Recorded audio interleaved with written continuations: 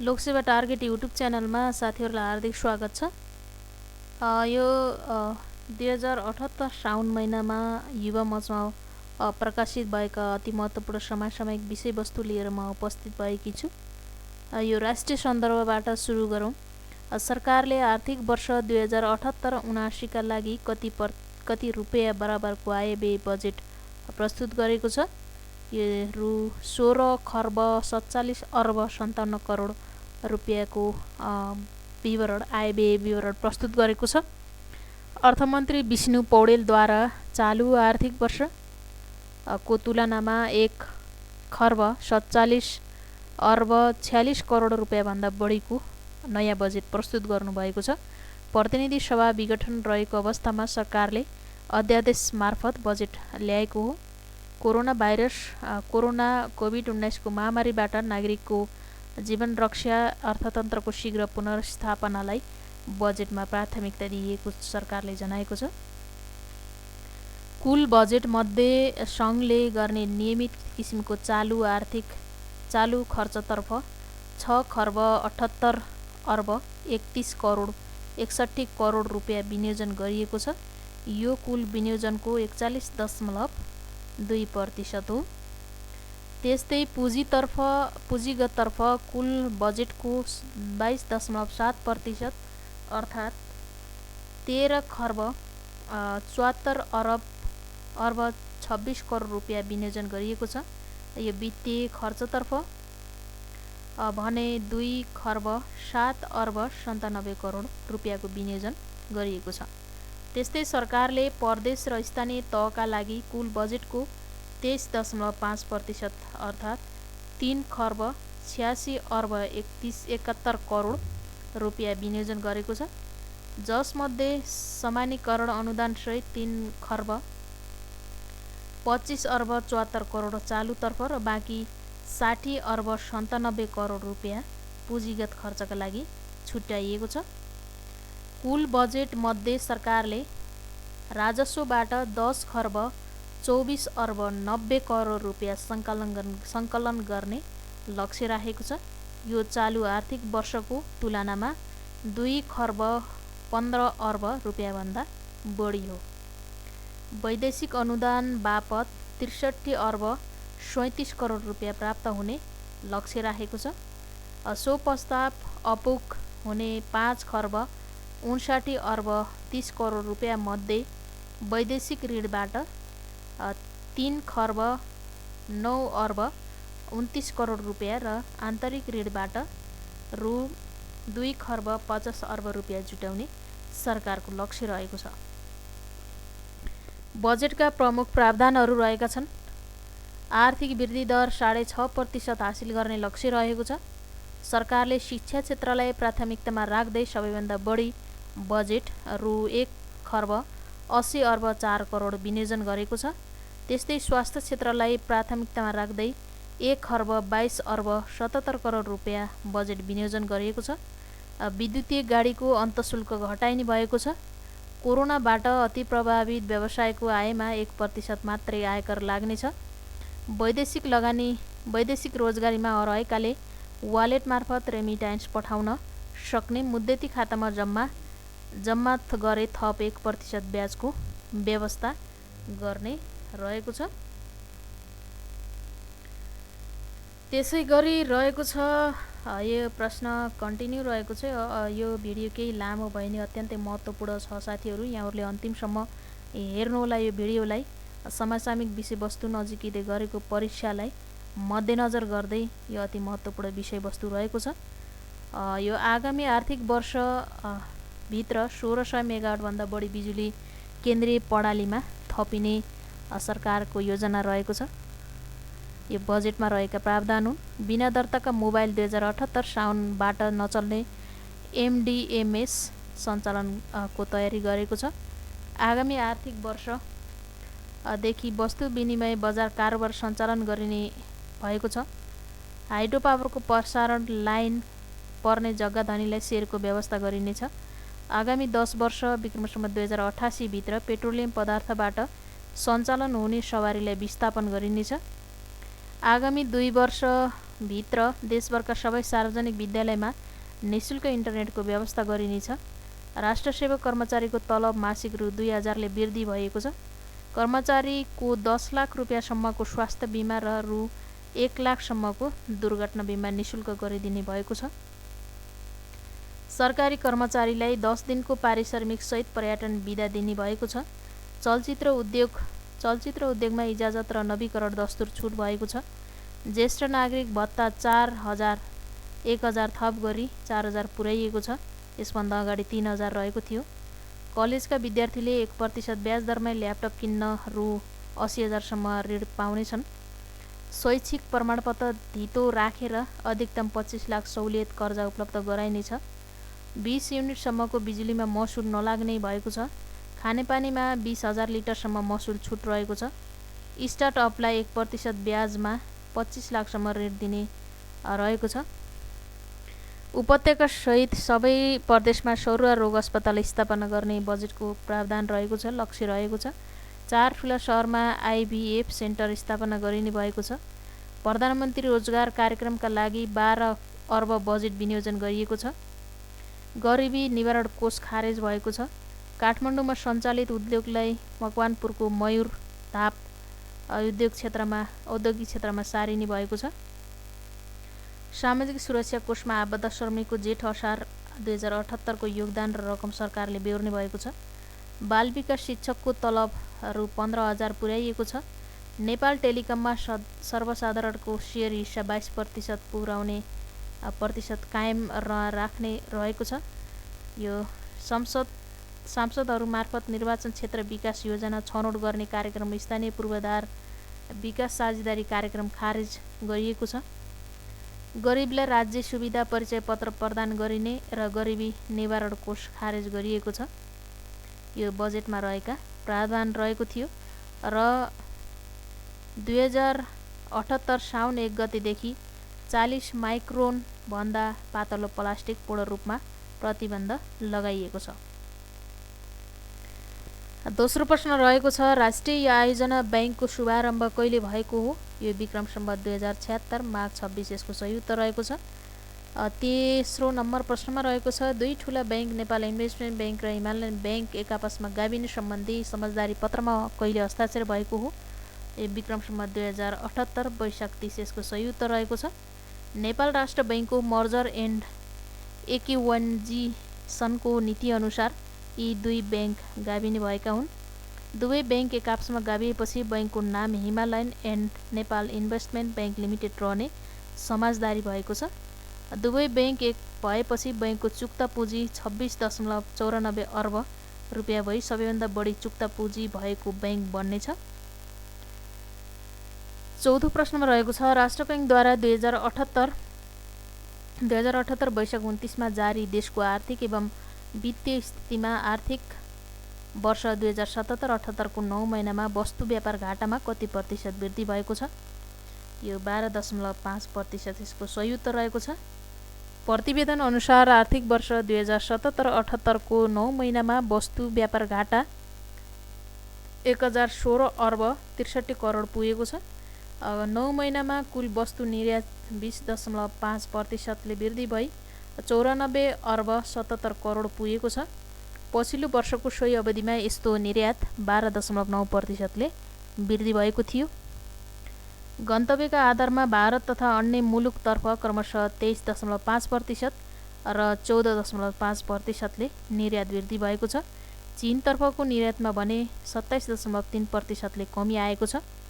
त्यस्तै सोही अवधिमा कुल वस्तु आयात 13.1% ले वृद्धि भई 1111 अर्ब 40 करोड रुपियाँ पुगेको छ। अघिल्लो वर्षको सोही अवधिमा यस्तो आयात 7.5% ले घटेको थियो। वस्तु आयात गरिने मुलुकका आधारमा भारत तथा चीनबाट भएको आयात क्रमशः 20.3% र चीनबाट भएको आयात 7.7% ले वृद्धि भएको छ। अन्य मुलुकबाट भएको आयातमा 2.3% ले कमी आएको छ। वस्तुगत आधारमा यातायातका साधन तथा पाटपुर्जा कच्चा सोयाबिन तेल MS बिलेट चामल दूरसञ्चारका उपकरण तथा पाट पूर्जा लगायतका वस्तुको आयात बढेको छ भने हवाईजहाजका पाट पूर्जा, पेट्रोलियम पदार्थ, कच्चा पाम तेल, भिडियो, टेलिभिजन तथा पाट पूर्जा चाँदी लगायतका वस्तुको आयात घटेको छ। प्रश्न नम्बर 5 मा रहेको छ सर्वोच्च अदालतले पुनर्स्थापना गरेको प्रतिनिधि सभा पुनः कहिले विघटन गरिएको हो? यो विक्रम सम्वत 2078 जेठ 8 यसको सही उत्तर रहेको छ।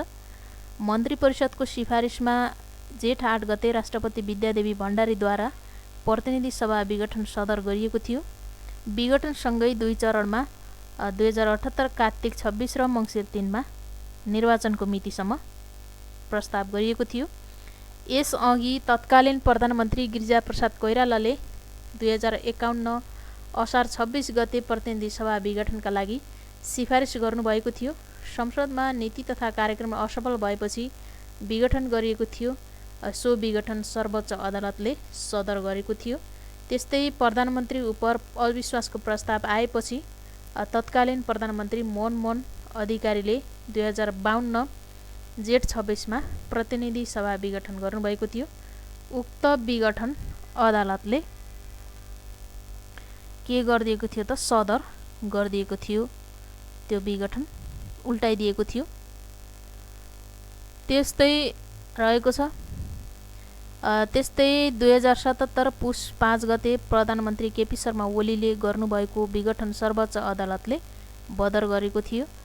पहिलो संविधान सभा पनि अदालतको फैसलाले समय तोकेपछि 2069 जेठ 14 गते विघटन भएको थियो। 6औं प्रश्न रहेको छ राष्ट्रपति विद्यादेवी भण्डारीद्वारा बङ्गलादेशको राजकीय भ्रमण कहिले भएको हो? यो राष्ट्रपति विद्यादेवी भण्डारीले बङ्गलादेशको राजकीय भ्रमण विक्रम सम्वत 2077 चैत 9 देखि 10 सम्म सन् 2021 मार्च 21 र 22 मा गर्नुभएको हो। 7औं प्रश्न रहेको छ नेपाल र बङ्गलादेश बीच पर्यटन, स्यानिटेसन, सांस्कृतिक आदान प्रदान तथा रेलवे रुट सम्बन्धी सम्झौता 4वटामा कहिले हस्ताक्षर भएको हो? यो विक्रम सम्वत 2078 चैत 9 यसको सही उत्तर रहेको छ। सन् 2021 मार्च 22 राष्ट्रपति विद्यादेवी भण्डारी तथा उहाँका बङ्गलादेशी समकक्षी मोहम्मद अब्दुल हमिदको उपस्थितिमा सम्झौता पत्रमा हस्ताक्षर भएको छ। पर्यटन सहकार्य विषयक सम्झौता पत्रमा संस्कृति, पर्यटन तथा नागरिक उड्डयन सचिव यादव प्रसाद कोइराला र बङ्गलादेशका नागरिक उड्डयन तथा पर्यटन सचिव मोहम्मद मुकमल हुसेनले कृषि तथा पशुपन्छीमा प्रयोग हुने विषादी, स्यानिटरी र फाइटो स्यानिटरी विषयक सम्झौता पत्रमा उद्योग, वाणिज्य तथा आपूर्ति मन्त्रालयका सचिव दिनेश भट्टराई र बङ्गलादेशका कृषि मन्त्रालयका वरिष्ठ कृषि सचिव मोहम्मद मेसबुल इस्लामले नेपाल र बङ्गलादेश पारवान विस्तारसँग सम्बन्धित रोहनपुर सिंहबाद रेलवे रुट विस्तार सम्बन्धी सम्झौता पत्रमा उद्योग, वाणिज्य तथा आपूर्ति मन्त्रालयका सचिव दिनेश भट्टराई र बङ्गलादेशका वाणिज्य मन्त्रालयका सचिव डाक्टर मोहम्मद जाफर उदिन एवं सांस्कृतिक आदान प्रदान 2022 देखि 25 सम्बन्धी सम्झौता पत्रमा संस्कृति,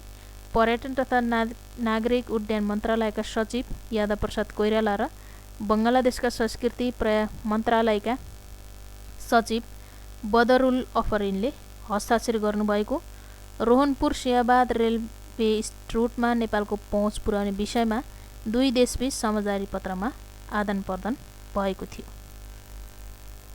प्रश्न नम्बर 8 रहेको छ लिच्छवी कालमा नगर एवं व्यापारिक केन्द्रका रूपमा विकास भएको बस्तीलाई के भनिन्थ्यो? दङ्ग यसको सही उत्तर रहेको छ। वाणिज्यको खैरो कागज ब्राउन पेपर अफ कमर्स भनी कुन नगदे बालीलाई चिनिन्छ? सनपाट यसको सही उत्तर रहेको छ। नेपाल र भारतबीच भएको सन् 1950 को सन्धिमा नेपालको तर्फबाट कसले हस्ताक्षर गरेका थिए? मोहन शमशेरले हस्ताक्षर गरेका थिए नेपालको तर्फबाट भने भारतको तर्फबाट चन्द्रेश्वर नारायण सिंहले हस्ताक्षर गरेका थिए। 11औं प्रश्नमा रहेको छ विद्युतीय सवारी साधनको चार्जिङ स्टेसन निर्माणमा सहयोग गर्ने संस्था कुन हो? एसियाली विकास ब्याङ्क रहेको छ। सरकारले 7 प्रदेशका विभिन्न 50 स्थानमा विद्युतीय सवारी साधनको चार्जिङ स्टेसन बनाउने भएको छ। चार्जिङ स्टेसन मुख्य राजमार्ग, बस पार्क, ठुला सहरहरूमा राखिनेछ। 1 वर्षभित्र 2078 चैतभित्रै चार्जिङ स्टेसनको निर्माण सम्पन्न गर्ने गरी ठेक्का सम्झौता गरिएको छ। हरेक चार्जिङ स्टेसनमा 142 किलोवाट क्षमताको चार्जर, त्यसमा विद्युतीय आपूर्तिका लागि 50 kVA को ट्रान्सफर्मर जडान गरिने, अनलाइन बिलिङ प्रणालीको जडान गरिने, 300 भन्दा बढी चार्जरलाई सेवा दिन सक्ने र गरी नेपाल विद्युत प्राधिकरणको डाटा सेन्टरमा चार्जिङ स्टेसनको सफ्टवेयर राखिनेछ। 50 वटै स्टेसनको कन्ट्रोल काठमाडौँबाट हुनेछ। 12औं प्रश्न रहेको छ सबै जिल्लामा स्वास्थ्य बिमा कार्यक्रम लागू गर्ने पहिलो प्रदेश कुन हो? सुदूरपश्चिम प्रदेश यसको सही उत्तर रहेको छ। नेपालमा महिला शिक्षाको सुरुवात कुन प्रधानमन्त्रीको पालादेखि भएको हो? वीर शमशेर यसको सही उत्तर रहेको छ।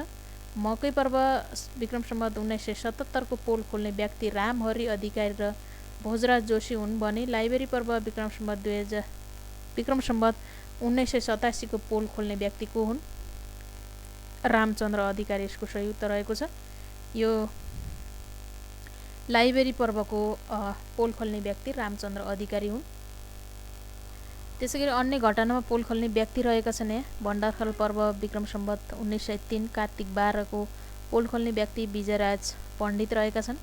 38 सालको पर्व 1938 उत्तर ध्वज खवास गोर्खा प्रचण्ड गोर्खा पर्व विक्रम सम्वत 1988 को लक्ष्मण राज। प्रज्ञा परिषद काण्ड विक्रम सम्वत 1993 को रामजी जोशी र मुरलीधर पण्डित रहेका छन्। नेपाल सरकारले थिङ्क ट्याङ्क विशेषज्ञ समूहको गठन कहिले गरेको हो? यो थिङ्क ट्याङ्कको विशेषज्ञ समूह गठन गरेको छ नेपाल सरकारले विक्रम सम्वत 2075 असोज 5 यसको सही उत्तर रहेको छ। यो अन्तर्राष्ट्रिय घटनाक्रम अन्तर्गत रहेको छ। प्यालेस्टाइनीको बसोबास रहेको गाजापट्टीमा इजरायल सरकार र गाजाको विद्रोही सङ्गठन हमास बीच युद्धविराम कहिले भएको हो? यो अत्यन्तै महत्त्वपूर्ण रहेको छ परीक्षाको दृष्टिकोणले। सन् 2021 मे 20 मा प्यालेस्टाइनीको बसोबासमा रहेको गाजापट्टीमा रहेको इजरायल सरकार र गाजाको विद्रोही सङ्गठन हमास बीच 2021 मे 20 मा युद्धविराम भएको छ। गाजापट्टीमा सक्रिय हमास समूहका लडाकु विरुद्ध आक्रामक कारबाही गरेको इजरायलले अन्तर्राष्ट्रिय समुदायको बारम्बारको अनुरोधलाई स्वीकार गर्दै युद्धविराम गरेको हो। हमास समूहको शक्तिलाई निस्तेज नपार्दासम्म जारी आक्रमण नरोक्ने भन्दै इजरायली सेनालाई प्रधानमन्त्री बेन्जामिन नेतान्याहुले निर्देशन दिइरहेका थिए। युद्धविरामको घोषणासँगै प्यालेस्टाइनी नागरिक खुसीले मध्यरातमा गाजाका सडकमा निस्किएका थिए। इजरायल र हमास बीचको पछिल्लो युद्ध 2021 मे 10 तारिकदेखि सुरु भएको थियो। सन् 2014 यताकै सबैभन्दा डरलाग्दो हमला मानिएको यस पटकको युद्धलाई लिएर इजरायलको आलोचना भएको थियो। 17औं प्रश्न रहेको छ एसिया तथा प्रशान्त क्षेत्रका लागि दीर्घकालीन सहायता रणनीति 2030 स्वीकृत गर्ने संस्था कुन हो? एसियाली विकास ब्याङ्क यसको सही उत्तर रहेको छ। एडिबी सन् 2018 जुलाईमा यो स्वीकृति गरेको थियो। रणनीति अन्तर्गत चरम गरिबी निवारण गर्न र समृद्धि समावेशी उत्थानशील एवं दिगो क्षेत्रका लागि एडिबीले लगानी ज्ञान र साझेदारीलाई संयोजन गर्ने बताइएको छ। एडिबीका अपेक्षालाई दिगो विकास लक्ष्य लगानी र विकास एजेन्डा जलवायु परिवर्तनका सम्बन्धमा पेरिस घोषणा र विपद जोखिम न्यूनीकरणका लागि सेन्दाई कार्ययोजनासँग तालमेल मिलाइएको एडिबीले जनाएको छ।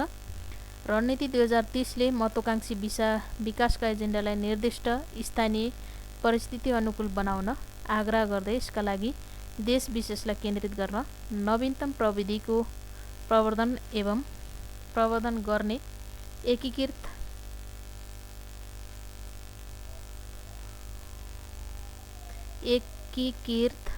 यहाँहरूले हेर्नु होला यो स्लाइडमा भइरहेको छ।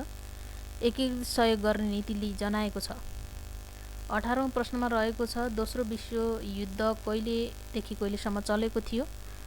सेप्टेम्बर 1, 1939 देखि 2 सेप्टेम्बर 1945 सम्म यो दोस्रो विश्वयुद्ध चलेको थियो।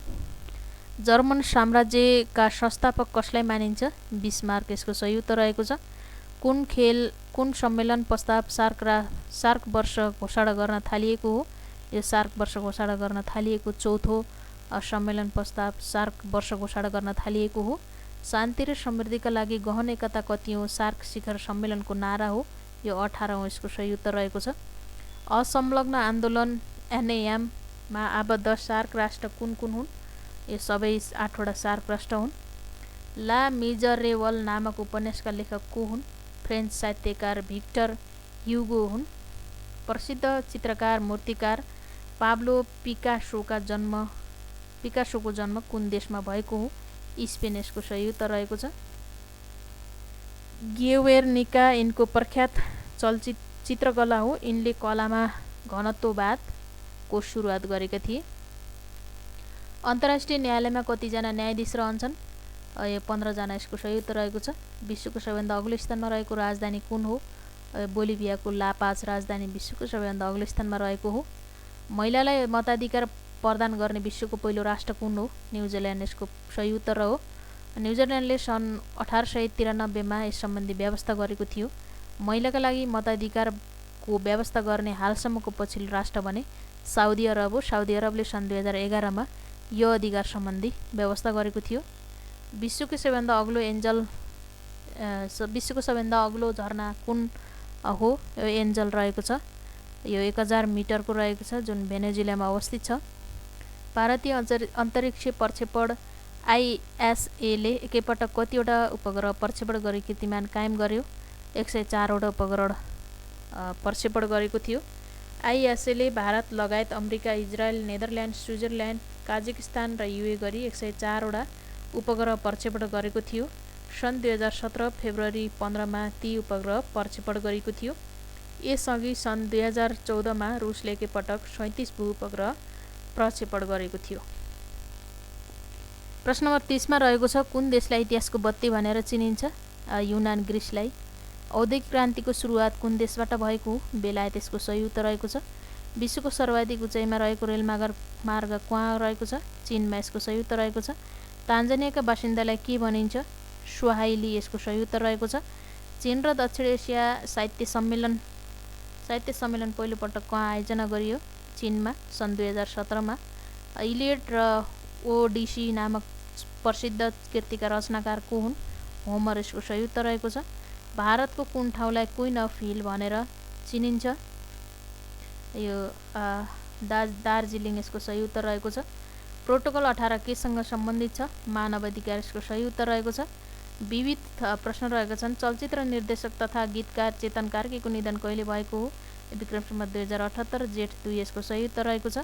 कोरोनाबाट सङ्क्रमित कार्की छाउनी स्थित वीरेन्द्र सैनिक अस्पतालमा उपचारका लागि भर्ना हुनुभएको र उपचारकै क्रममा उहाँको निधन भएको हो। चलचित्र, पटकथा, संवाद लेखनका साथै साहित्यिक संस्कृतिको क्षेत्रमा समेत विशेष दखल राख्ने चेतन कार्की उर्दू साहित्यको ज्ञाता तथा अङ्ग्रेजी र संस्कृतको पनि जानकार हुनुहुन्थ्यो। माता चन्द्रमाया कार्की र पिता युद्धवीर कार्कीका माइला पुत्रका रूपमा 1995 कार्तिक 22 मा स्याङ्जामा जन्मिनुभएका कार्कीले बहिनीको दया छ भने रोदी घर, दाइ नाच्यो नभने, कान्छी ए कान्छी, मायाप्रीतिको चोखो कथा जस्ता गीत तथा रचना गर्नुभएको थियो। 2043 सालमा पहिलोपटक विश्वास नामक चलचित्र निर्देशन गरेका कार्की यसअघि सहायक निर्देशक भई कार्य गरेका थिए। उनले परिवर्तन, जीवनरेखा, कान्छी, मायाप्रीति, रक्षा, राँको जस्ता चलचित्रको लागि संवाद लेखेका थिए। 84 वर्षीय कार्कीले गोर्खाको दक्षिण बाहु सबु राज्याभिषेक पदक 2031, नेपाल चलचित्र कलाकार सङ्घ सम्मान, छिन्न लता गीत पुरस्कार लगायतका विभिन्न मान, पदवी, सम्मान र पुरस्कारबाट सम्मानित भएका थिए। सर्पले जस्तै काँचुली फेर्ने माछा कुन हो? डल्फिन यसको सही उत्तर रहेको छ। पहिलो रङ्गीन नेपाली चलचित्र कुन हो? कुमारी यसको सही उत्तर रहेको छ। रुखमा फल्ने सबैभन्दा ठुलो फल कुन हो? कटहर हो। सबैभन्दा कडा धातु कुन हो? हिरा। सबैभन्दा बढी प्रयोग हुने अङ्ग्रेजी अक्षर ई हो भने सबैभन्दा कम प्रयोग हुने अङ्ग्रेजी अक्षर कुन हो? क्यू यसको सही उत्तर रहेको छ।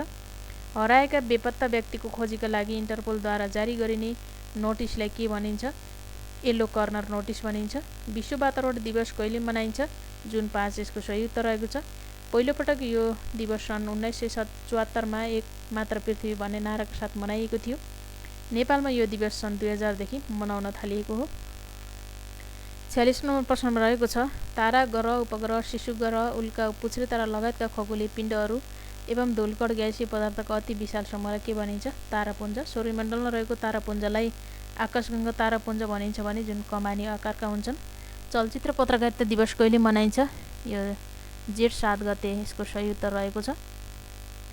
चलचित्र पत्रकारिता दिवस चलचित्र पत्रकार सङ्घले 2078 जेठ 7 गते महासङ्घको 22औं स्थापना दिवस तथा 19औं चलचित्र पत्रकारिता दिवस मनाएको छ। सङ्घ दर्ता भएको दिनलाई आधार मानेर हरेक वर्ष जेठ 7 मा यो दिवस मनाउँदै आएको छ।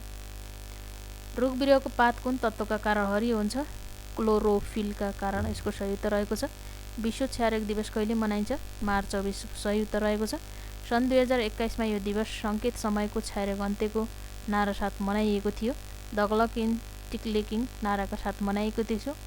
सन् 2018 को सेप्टेम्बर महिनामा क्षयरोग निवारणका लागि पहिलो पटक संयुक्त राष्ट्र सङ्घको उच्च स्तरीय बैठक सम्पन्न भएको थियो। बैठकमा प्रत्येक देशका प्रतिनिधिले क्षयरोगलाई सार्वजनिक मुद्दाका रूपमा स्वीकार गरी सन् 2030 सम्म दिएको विकास लक्ष्य हासिल गर्ने र क्षयरोग उन्मूलन गर्ने क्षयरोगलाई विश्वबाट निवारण गर्ने प्रतिबद्धता व्यक्त गरेका थिए। सबैभन्दा धेरै आँखा हुने जीव कुन हो? पुतली यसको सही उत्तर रहेको छ। सामान्य तापक्रममा पनि तरल अवस्थामा रहने धातु कुन हो? मर्करी यसको सही उत्तर रहेको छ।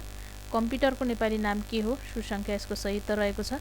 हात्ती बाँध्ने खम्बालाई के भनिन्छ? खमारी यसको सही उत्तर रहेको छ। छाडा गाईबस्तु धुन्ने घरलाई के भनिन्छ? कान्जी हाउस। योगशास्त्रका प्रवर्तक पतञ्जलि हुन् भने आयुर्वेद शास्त्रका प्रवर्तक को हुन्? धन्वन्तरी यसको सही उत्तर रहेको छ। आयुर्वेद कुन वेदको उपवेद हो? अथर्ववेदको उपवेद आयुर्वेद हो। विश्वकै प्राचीन चिकित्सा विज्ञान आयुर्वेद ईसाई पूर्व 3000 वर्षदेखि 50,000 वर्ष अगाडि भारतबाट विकास भएको मानिन्छ। आयुर्वेदिक उपचार विधि मात्र नभएर मानव जीवनका खानपिन आहार विहार निर्दिष्ट गर्ने विज्ञान हो जसले मानव शरीर र मन आत्मालाई स्वस्थ र सन्तुलन राख्न जोड दिन्छ। 57 प्रश्नमा रहेको छ सिउँडीको बोटलाई कुल देवता मानी पूजा गर्ने चलन कुन जातिमा रहेको छ? यो मेचे जाति यसको सही उत्तर हो। घाममा सुकाउनका लागि फिजारीको अन्नलाई के भनिन्छ?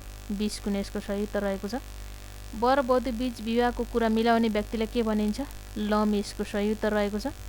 10 वर्षको अवधिलाई दशक भनिन्छ भने 100 वर्षको अवधिलाई के भनिन्छ? शताब्दी यसको सही उत्तर रहेको छ। गाई बस्तुले बाली नाली खाए तिरिने तिरोलाई के भनिन्छ? अर्मल यसको सही उत्तर रहेको छ। वाद्य यन्त्रको रानी भनी कुन बाजालाई चिनिन्छ? भयलिन यसको सही उत्तर रहेको छ। प्राथमिक रङ भन्नाले कुन कुन रङलाई बुझाउँछ? रातो, नीलो र हरियोलाई बुझाउँछ। साथीहरू यहाँहरूले अझै पनि हाम्रो लोकसेवा टार्गेट युट्युब च्यानललाई सब्स्क्राइब गर्नुभएको छैन भने सब्स्क्राइब गर्नुहोला र नजिकै रहेको बेल आइकनलाई प्रेस गर्न नभुल्नुहोला।